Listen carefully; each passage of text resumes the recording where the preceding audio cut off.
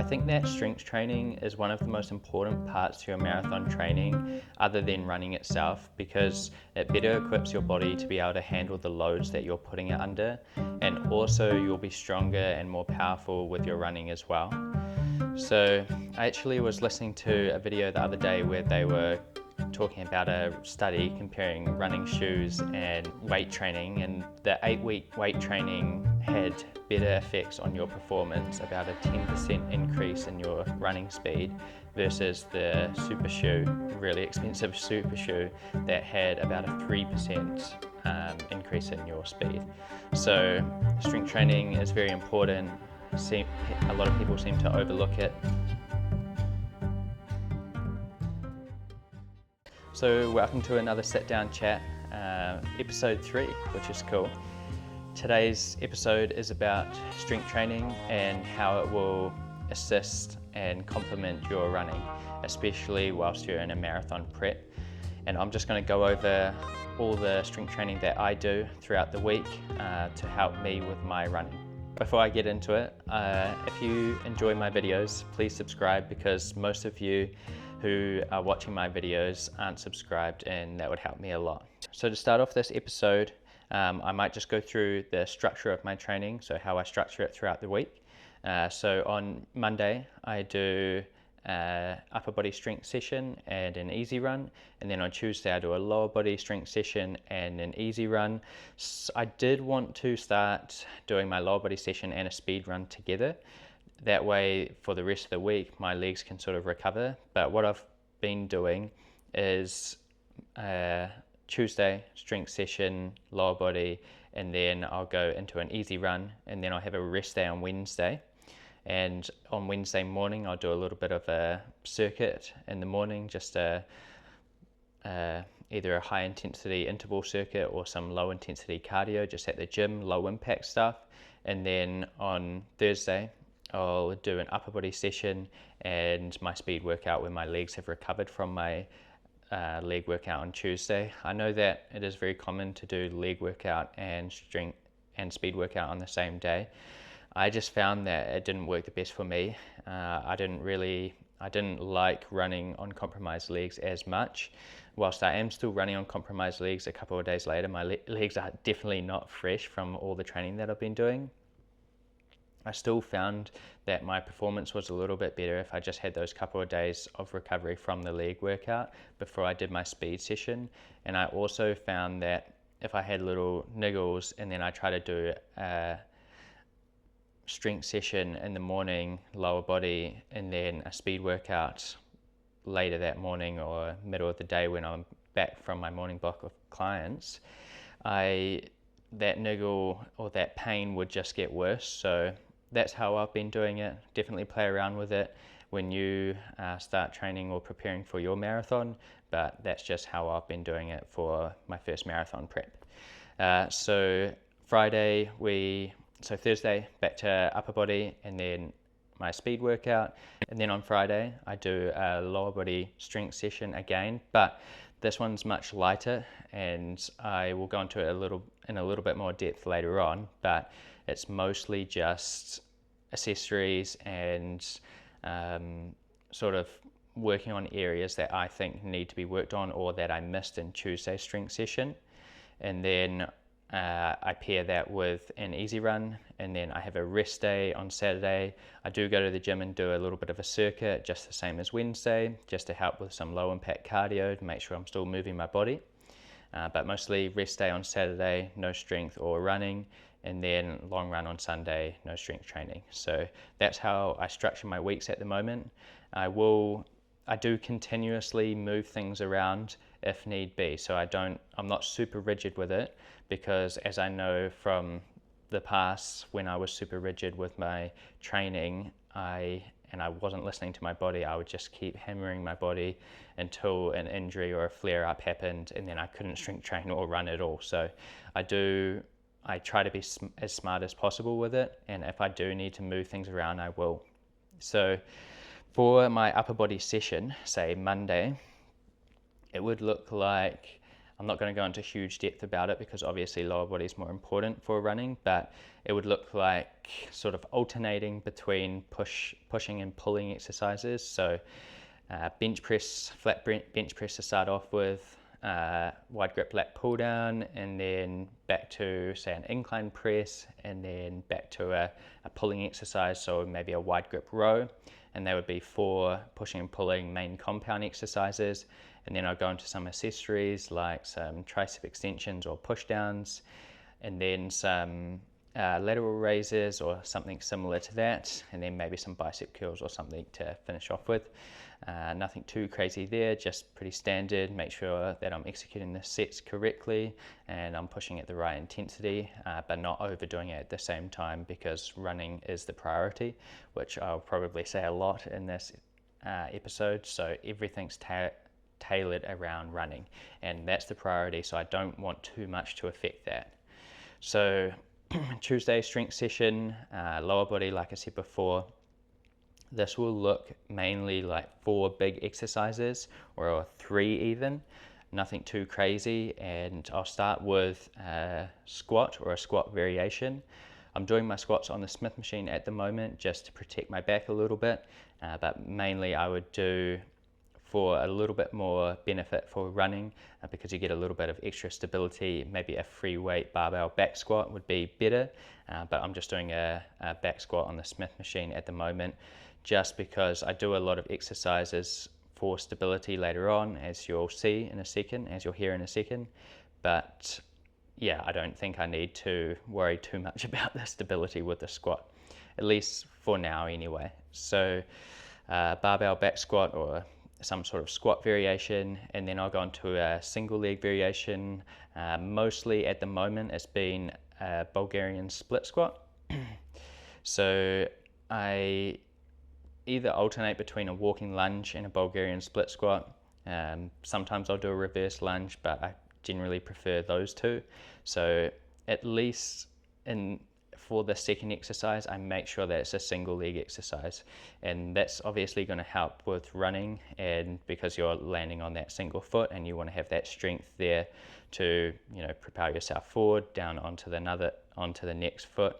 And also you want to have the strength in your muscles to support the load for the running that you're doing, and to support the running volume that you're doing. So yeah, Bulgarian split squats is my second leg exercise at the moment, and then I'll go into a Romanian deadlift. I have just been doing a conventional one rather than a single leg like I see lots of people doing. I prefer the conventional Romanian deadlift. I feel like I can get a lot more out of it, and I feel like I can also progress with the exercise. I've already done a stability exercise with the Bulgarian split squats. My muscles are working to stabilize my foot and my ankle. I feel like I don't need to do that again with the single leg Romanian deadlift. So I do a conventional Romanian deadlift, and then really make sure I'm progressing through those weights and getting nice and strong with that. And not only am I going to be training my hamstrings and glutes with that exercise, but also my lower back as well. So making sure my lower back is really strong, and then I can progress through to some quite heavy weights with that, rather than with a single leg. It's not as stable, so I can't progress with the exercise as much. But in saying that, if you want to do a single leg RDL, that's absolutely fine, go for it. This is just my opinion, and this is just what I like to do. And then I go on to a hamstring curl. So not a compound exercise, just moving through one joint, but very important. There's not a heap of hamstring exercises like the hamstring curl. So I make sure that I add it in. We've just got a seated hamstring curl at the gym I'm at the moment, so I just do that, but a lying hamstring curl is absolutely fine as well. And if you have both, you could just every 8 weeks swap between the two. So lying hamstring curl, really make sure that I'm progressing through the weights, keeping that strength up. And yeah, those are my 4 main exercises at the moment.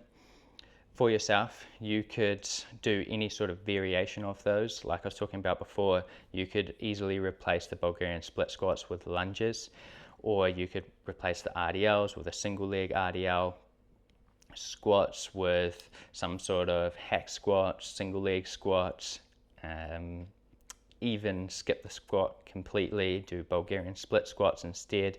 You know, there's a lot of exercises that you can build up that strength in. To me, I like to have that one big exercise that's nice and stable that I can make sure I'm overloading the muscles with and getting stronger.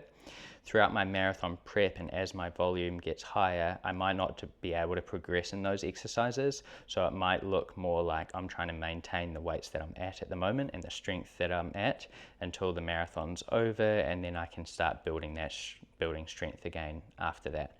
But as that running volume increases, my legs are going to be very sore. So I'm going to have to make sure that I'm not overdoing it at the gym and then increasing volume with my running, and it causes a flare up, a niggle, or an injury. So those are my main exercises for legs. From there, I'll do some accessories, some hip adduction and abduction. So maybe inner and outer thigh machine, or some banded hip adduction and abduction exercises, just to make sure, you know, those muscles are really mainly for keeping your leg nice and stable, and obviously moving those ways. But for running, they're going to be key muscles to be nice and strong to make sure that your leg is stable when you're running, and also, like I said before, able to handle the loads that you're putting it under.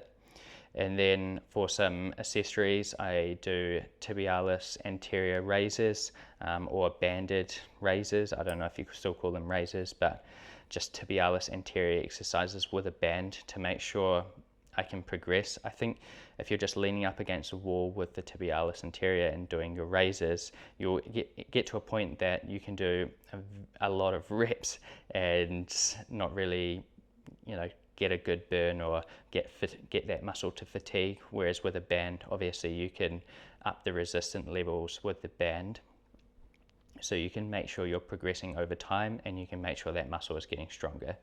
And then calf raises, I'll either do standing double leg calf raise or a standing single leg. I even jump on the leg press sometimes and do a double leg and or a single leg.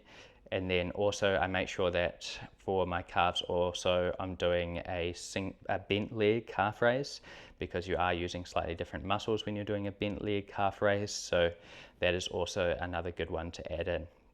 And so that would be what my first lower body session would look like.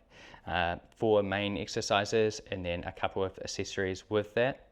And then whatever I didn't do on that day, I would do in my second lower body session on Friday. So I'll skip the next upper body session. That's basically alternating between pushing and pulling again, and then some accessories, so nothing special there.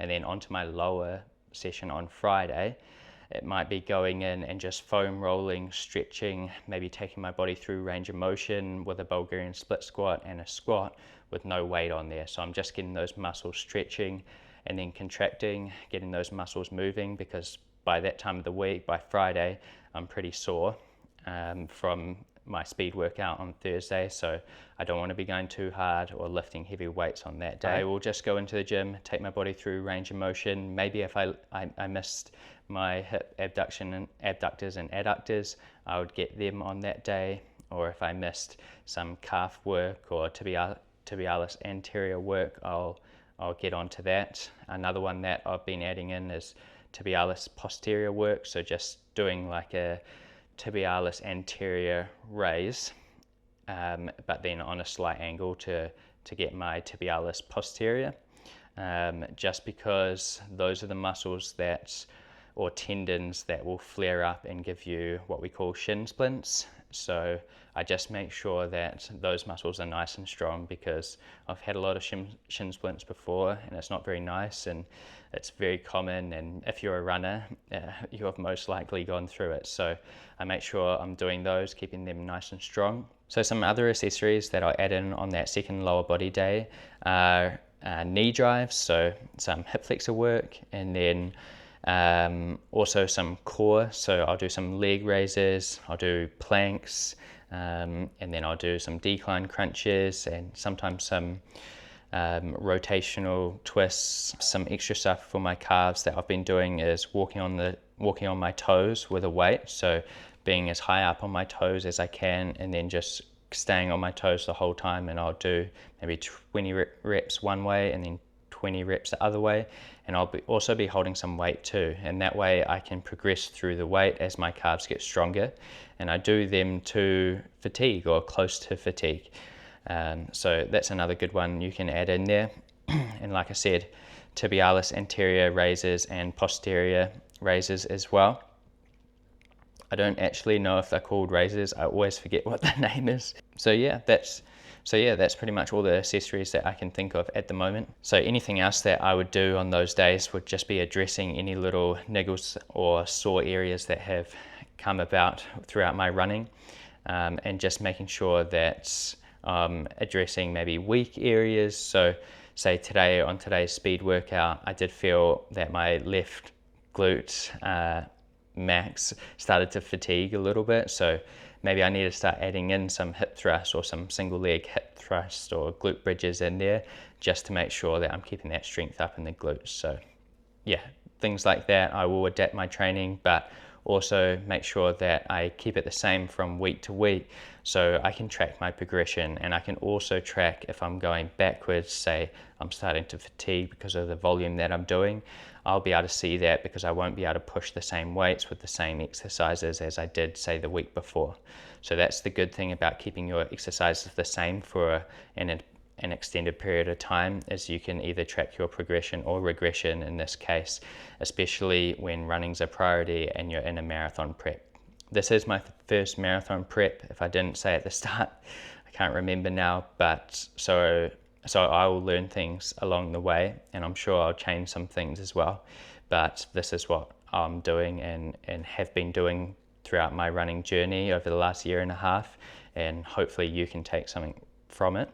And anything that I change, I'll definitely bring up in one of my videos. So yeah, that's basically my second leg day. Nothing crazy. Sometimes it's just a stretch session, but I do make sure I still go into the gym and move my body and doing something to make sure that I don't just stiffen up on those days that I'm doing an easy run or recovering or a rest day.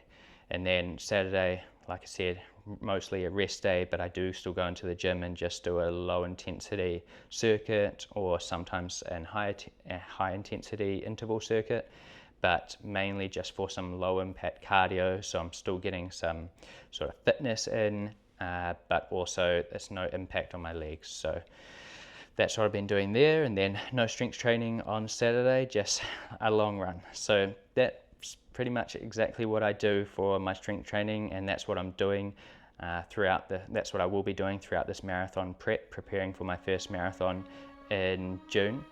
I hope you could take something out of the video. Like I said at the start, if you enjoyed it, please do like and subscribe. That would help me out a lot, and I'll see you in the next episode. Thanks for watching.